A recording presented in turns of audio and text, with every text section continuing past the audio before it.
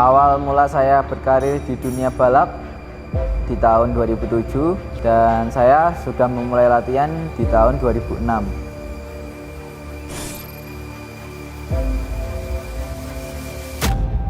Saya Inggil Bernarditus, Triple One, tim 86.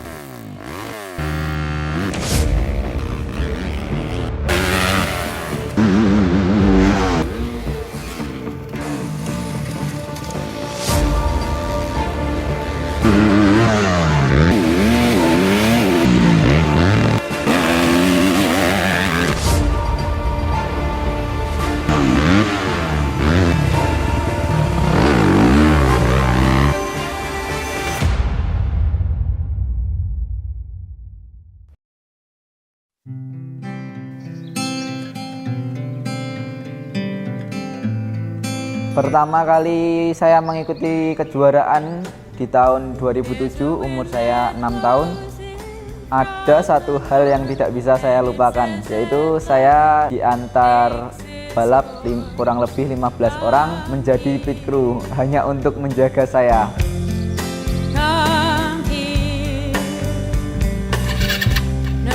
Di tahun 2010 sampai 2011 saya bersekolah balap di Solo.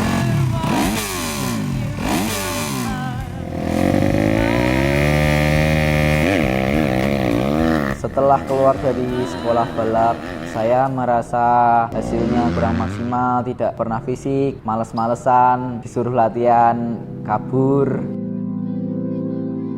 Di tahun 2016, saya memutuskan untuk masuk 86 Training Facility.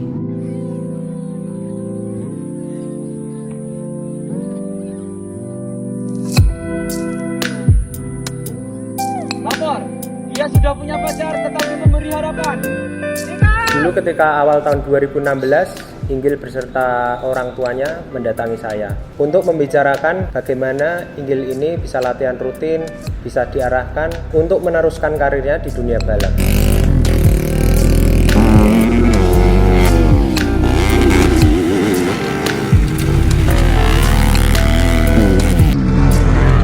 Selama kurang lebih 1,5 tahun saya bergabung di 86 Training Facility. Di tahun 2018 saya resmi gabung tim 86.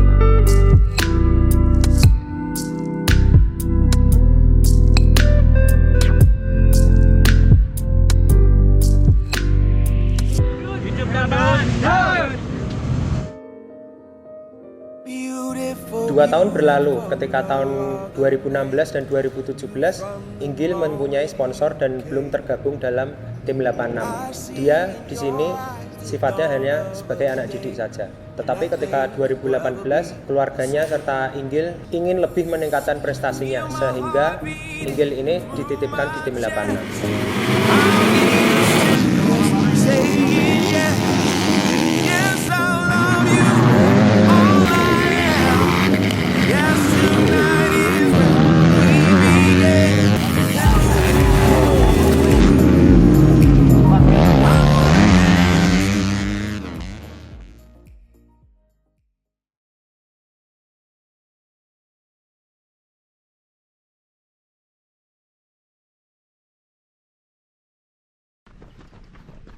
Saya mendapatkan hasil yang lebih baik ketika di tim 86.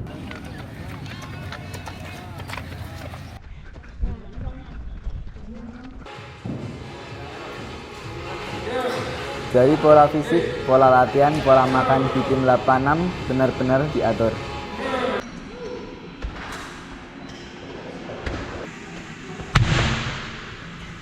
Yang perlu diingat di tim 86 ini, saya pribadi tidak bisa membuat anak ini lebih maju.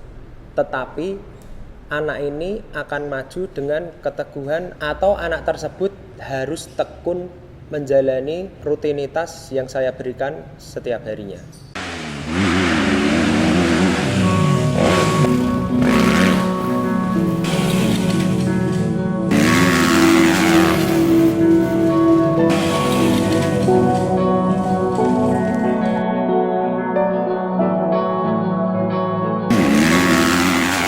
Sebelum-sebelumnya saya juga sudah memantau bagaimana anak ini bakatnya, gimana skill anak ini. Memang dari awal sebelum di sini anak ini memang sudah memiliki potensi yang sangat besar untuk jadi pembalap nasional. Kamu tahu kalau lihat jalur berem gini ini jangan terpancang sama lane-nya. Lane-nya itu kan tinggi, anak-anak pasti lewatnya yang tinggi. Kamu harusnya malah lewatnya yang bawah. Berem bawah itu lebih aman, satu, nggak bakal runtuh. Kalau di atas itu resiko runtuhnya banyak. Lagian jarak di berem di bawah ini sama di atas itu kan jauh. Kamu bisa menghemat waktumu.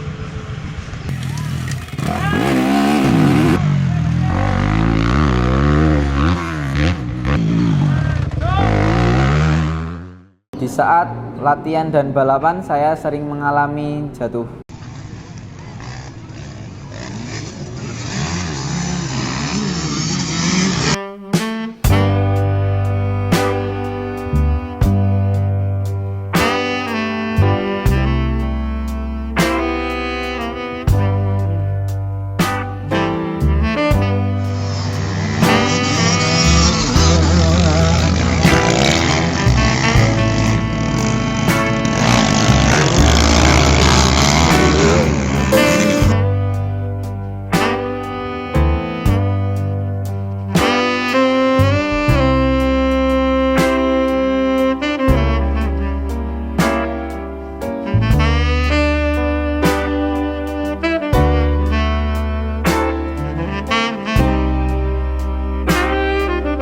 Tahun 2012 saya mengalami patah bagian lengan kanan. Pertama kali saya mengalami patah tulang. Dan di tahun 2014 saya mengalami patah tulang selangka. 2015 terulang kembali di selangka kiri. Dan 2017 saya mengalami patah di bagian kaki. Banyak faktor yang menyebabkan saya terjatuh, tetapi yang paling sering adalah saya tidak bisa menahan emosi, feeling kadang kurang tepat di lintasan, dan sedikit ceroboh.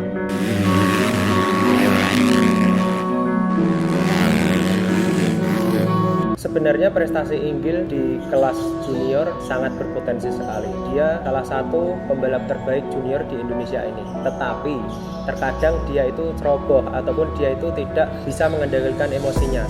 Jadi ketika balapan atau latihan dia ini sering jatuh.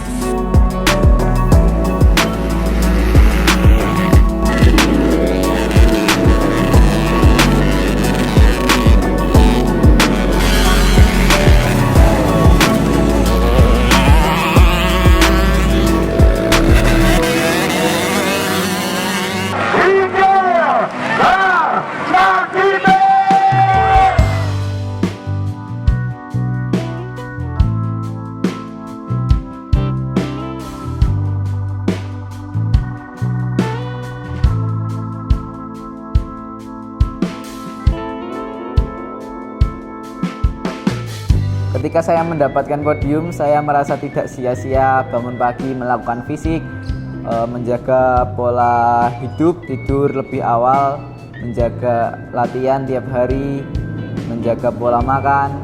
Saya merasa itu semua tidak sia-sia. Pencapaian tertinggi saya di tahun 2019, juara nasional di kelas bebek modif 125cc junior.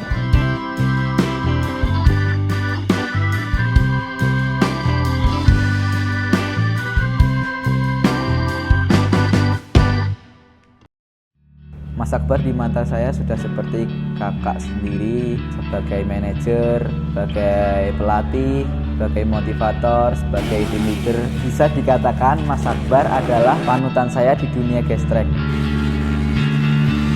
Sebenarnya di Indonesia ini memiliki banyak potensi pembalap yang sangat luar biasa. Jika kalian ingin menjadi pembalap yang berhasil seperti Inggil ini, kalian harus menjaga pola hidup kalian, selalu rutinitas dengan baik, antara fisik, latihan motor, serta kalian harus menjaga pola makan. Jadi dengan itu, kalian harus disiplin dan konsisten. Saya berharap kedepannya mendapatkan hasil yang lebih maksimal dan tidak mengecewakan tim 86. Maju terus, Gestrek Indonesia!